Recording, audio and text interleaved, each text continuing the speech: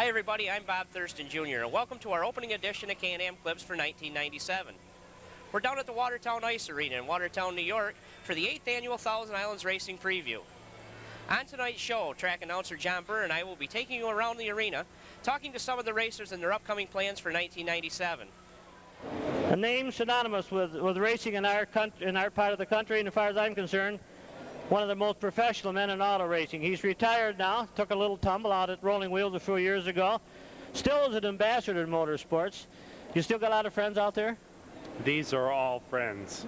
Now, if we go up to the corner booth up here, you're going to see a couple different cars with a young man who had a nice brush cut, nice silver brush cut in the late 50s, early 60s that drove the 10 car and the 11 car. Do you know who that guy was? Some tall guy. He's a teacher. I don't know, but Bob Hunter might be able to tell you. He did an excellent job with these old photos. As far as your profession, as far as teaching and so forth, how many more years?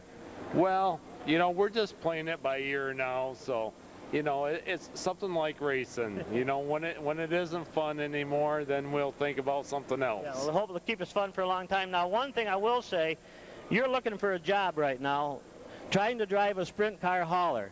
So if anybody's got a sprint car, they want to follow World of Outlaws or something, Adrian is available, right? You got your license, you can do that.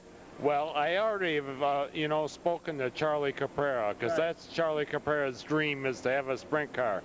So I'm number one. I got the first application in for that job. Okay, so we'll see you in racing for a lot of years. I hope so. Okay, let's give a nice round of applause. Our friend Adrian Flath, the driver of the car number 10 and number 11 a few years ago.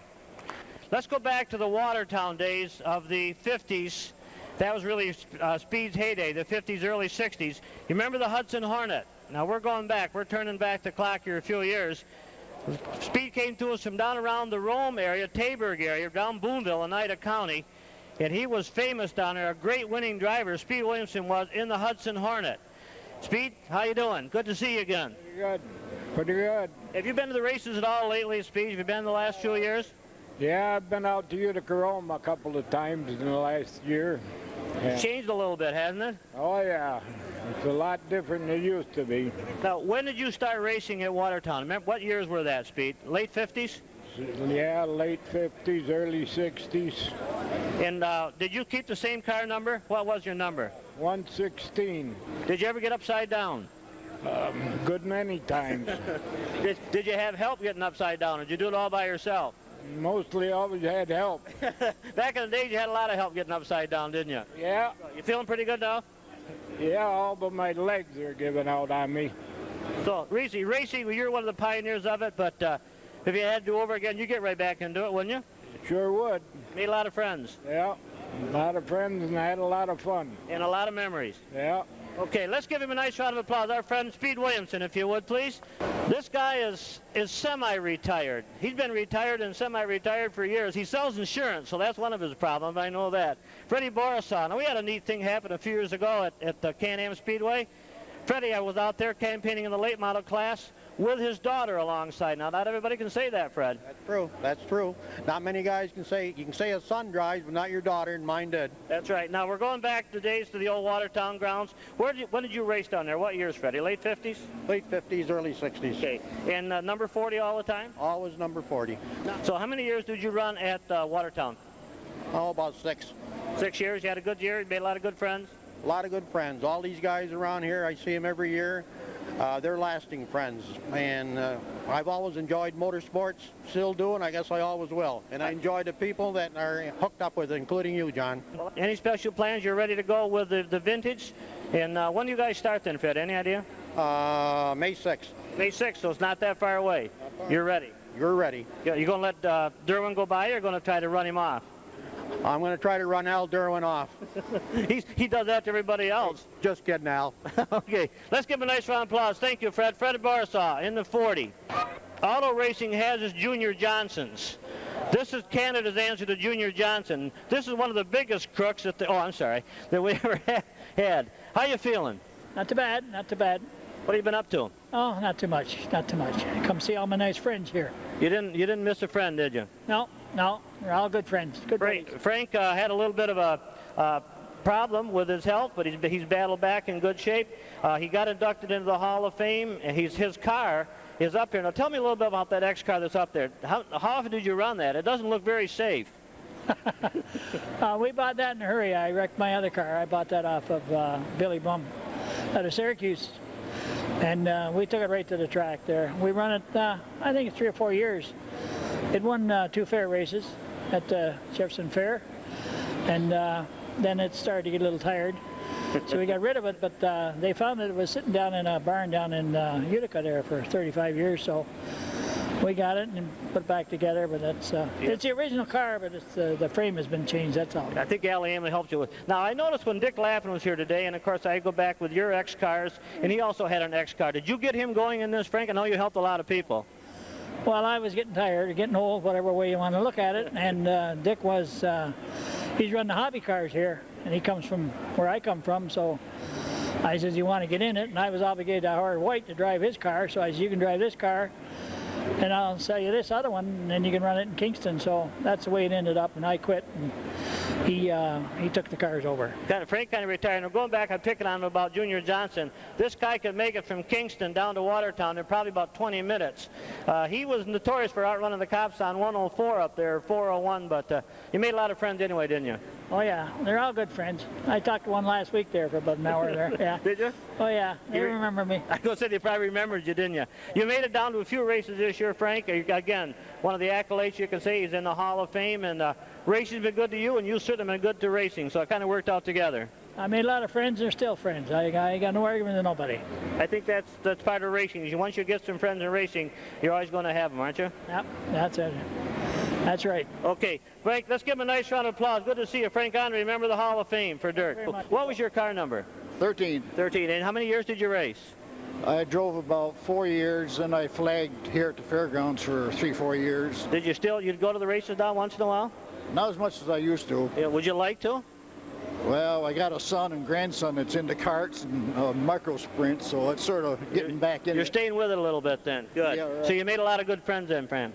You bet, yeah. Good. And it's been good to you, and it's something they're never going to take away. So you were kind of one of the pioneers. You were back in, what'd you run for a motor? I had an old flathead Ford. At the flathead, that was a division. Yeah, the old 85 horse. Yeah, I think at that time there was a Ford. Well, they more or less used to generate most of the motors, didn't they? Yeah. Well, back in our day when Frank was in there, Don June, he was sponsored by a Ford Garage, and of course they had the smarts, and they put a 4-inch crank in and whipped the hell out of us. So they're a little bit upset, and he's still working at it. So that owner is our tech inspector. So good to see you again. Thanks for coming down. At CanAm Speedway, we have it all. We're going to go with go-karts on Friday nights, of course, into the small block modifieds on Saturday, and of course the brand new class this year, the IMCA modifieds. Right now we're going to go to one of our rising stars at the CanAm Speedway. This is Chris Thurston, second generation driver, third generation driver. Chris, last year how'd you do in the go-karts? I ended up 5th place in points with 1 win. 1 win. Now this year, was that the first win last year, Chris? At CanAm. At CanAm. Now this year, anything different in the car? Do you have to move up a class? I have to move up 1 class to junior restricted. And how old are you, Chris? Gonna be 14 in August. Now I know your dad and your grandfather, of course, very much interested in auto racing. Do you have any dreams, anything special you want to get into, or do you like the go-karts? What would you like to do, Chris? I don't really have any dreams. I just like the go-karts. You enjoy it? Make a lot of friends at go-kart racing on Friday night. Yeah. And I know a lot of guys hang out and be cool with you on Saturdays, so you're having a good time there, a feature win. Let's double that this year at least, all right? I'll try. Okay, Chris Thurston, brand new car, brand new sponsor at the go-karts at the CanAm Speedway on Friday nights. As we progress, we're going to go one step to Debbie. Deb Stevenson was a go-kart racer for how many years, Deb? 3. 3 years. Going to stay with it. Going to stay with it. Going to stay with it, but also making a move this year. What are you going to be doing this year on Saturday nights? Tell us. Driving an IMCA modified. And Gibbs, no track time at all. You just kind of waiting for the motor to get here and just kind of waiting for the snow to go so we can see how it goes. But not a challenge for you, is it? Might be a little bit, but we're excited. I'm sure you are. And again, one thing that's kind of neat, you're going to stay with the go-karts. You got a good family behind you. What made you get into the IMCA racing? Got a phone call.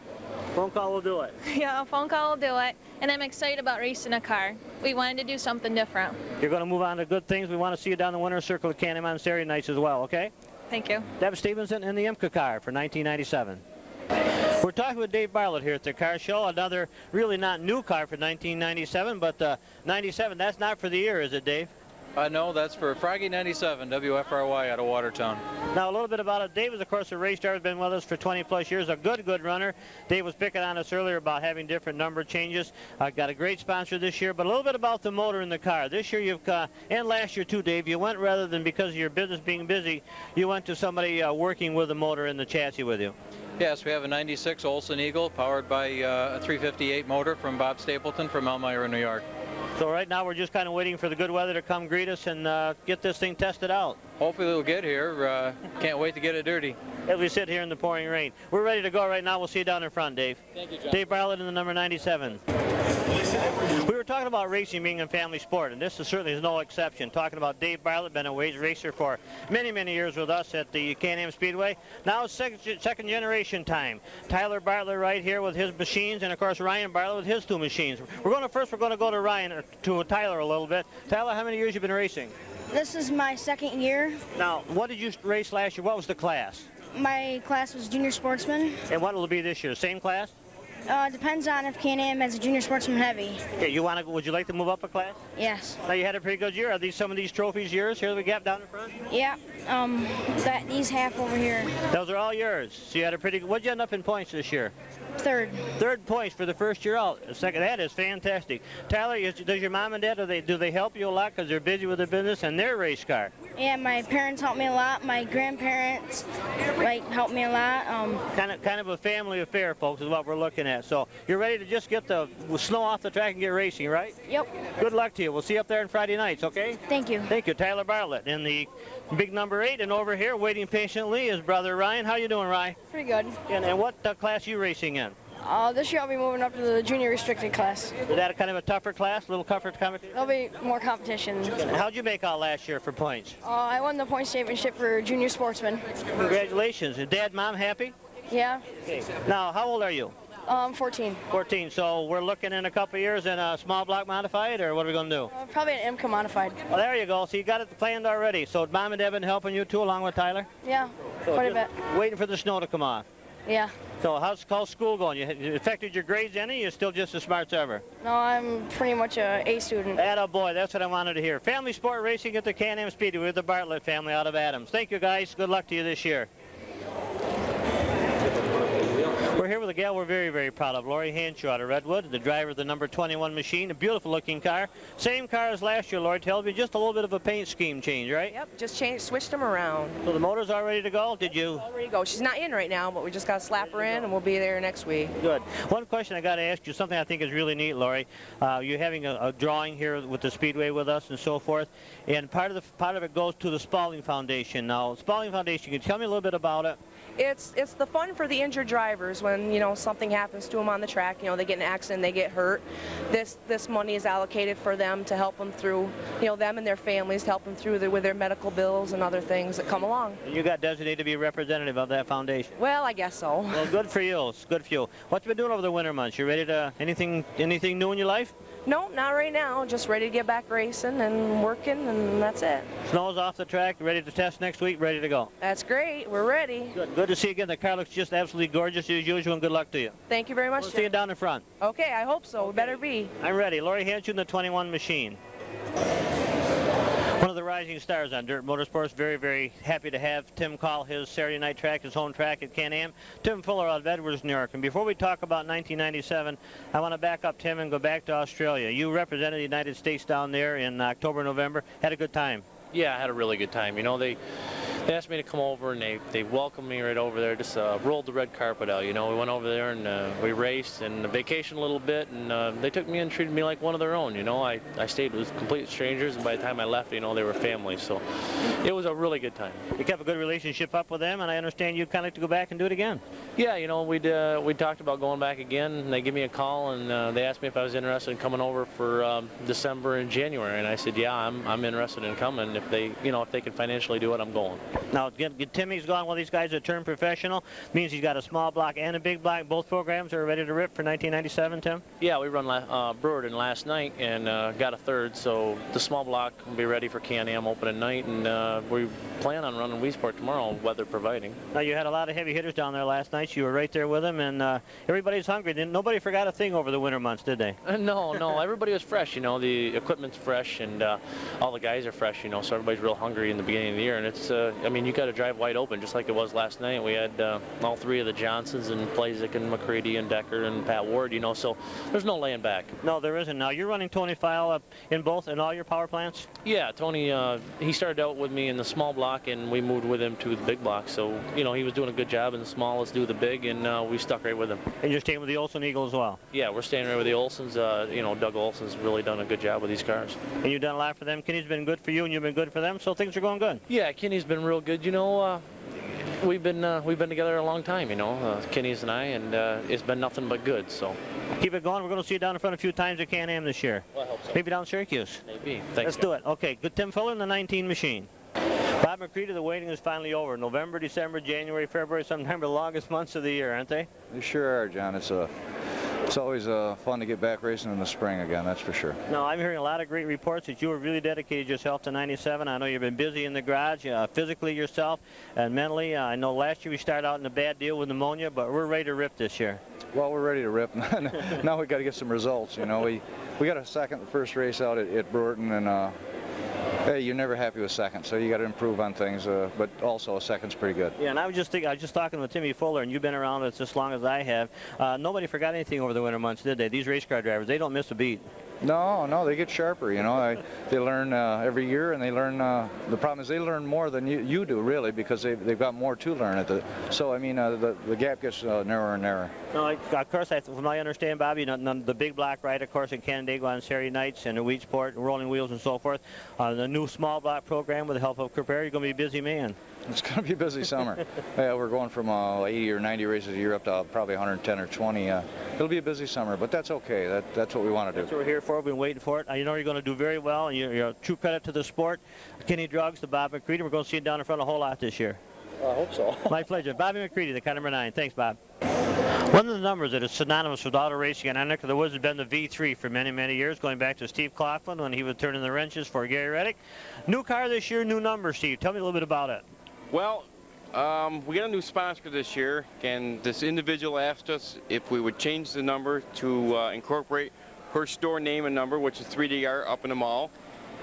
And you know, John, it took some thinking to do. And, you know, Gary's been around for 20, 30 years, and we've been at this, you know, almost 10 years, and I think it's time to hang it up, and we'll leave it on the ball, I guess. Yeah, sounds looking good. You had a good year last year. Tell me a little bit about it. It wasn't too bad of a year. We were completely with the 2 strokes last year. We got 3 feature wins. We went to Clayton to the Grand Prix in the fall, and we got lucky enough. I won the Masters with the brakes and finished second with the controlled and all that rain. So not too bad, not too bad. It was just as good as I probably expected for the year. Okay, now again, we're looking to get ready to get our racing season going underway here around the 1920th for practice. When do the go-karts get going? Of course, they're on Friday nights, as we all well know. Friday nights, we're shooting for the first Friday night in May, depending on the weather. Right. Depending on the weather. Everything depends on the weather. So you've got some nice sponsors you were telling me about. You got yourself things going here at the car show. Been pretty good for you here. A lot of interest. A lot of interest. A lot of good people stopping by and finding out about go-karting, and we have the classes for the adults and the children. Just come watch us some Friday night. We'll be down there and see you. Good luck to you, Steve. Stevie Coughlin in the 3D machine. I've been working at CanAm Speedway since 1979, 1978, somewhere in through there. This year, Bobby, you decided to make a decision long about the fall, early winter, changing in class. I know it was a decision that took a lot of thought on your part, but I think from what I'm hearing with the addition of the IMCA class, it's looking pretty good. Well, it was a hard decision for us. You know, we've been with 5 classes, and a lot of these guys are our local drivers have been with us for many, many years, but we're looking down the road 3 or 4 years from now, and if we don't get back into sensible, realistic figures, then, you know, we're just going to be losing cars and drivers. The costs are just getting too high. You know, what it amounts to or not, and we love racing. Racing is still a show, and that's what we're putting on, and you got to make the show go. You got to kind of go with it. IMCA seemed like the class to do. Some of our classes, we're getting less car count, and we know the entertainment dollar is getting stretched, so this, I think, is the year to make the change, and we're going to go into it gradually, and by the year 2000, things should be looking pretty good. Well, we're looking at the IMCA class over a 3-year period before it builds up to be something strong. But right now it seems to be the only class throughout the whole country that's showing any improvement or any development. Everything else is kind of stagnant right now, and some of the classes are showing a real decrease. So I look, our car counts to be in good shape. I guess the thing right now is we practice next weekend on the 19th and 20th is to get into the track first and get the snow off and go from there. Well, snow-wise, we're in good shape. We were out there a couple of days ago, and we've been working on the interiors of the concessions and stuff, and next Monday we'll start on the racetrack itself. And again, we must be doing something right. All of our sponsor nights are full, and we've got a lot of special races this year. We got some of the small blocks coming back with some special races, so we're feeling the same pressure that a lot of dirts track are doing, and we're going to be there. Oh yeah, our classes are still all strong. I hope people don't get me wrong on this, but you know, we're probably going to field 100 cars or more on a regular basis. And we're going to start next week and just go right at it for the next 22 weeks straight. Yeah, we're not going to miss a beat. We're not going to get any rain all summer. We're just going to keep right on going. That sounds awful good to me. Thanks, Bob Thurston, promoter at the CanAm Speedway. Well, that's going to wrap it up for this week's opening edition of CanAm Clips for 1997. Don't forget to join us next week at 11:30 right here on Channel 7, where we'll bring you more driver interviews and lots of action from practice weekend out at the CanAm Speedway. I'm Bob Thurston Jr., and we hope to see you at the races.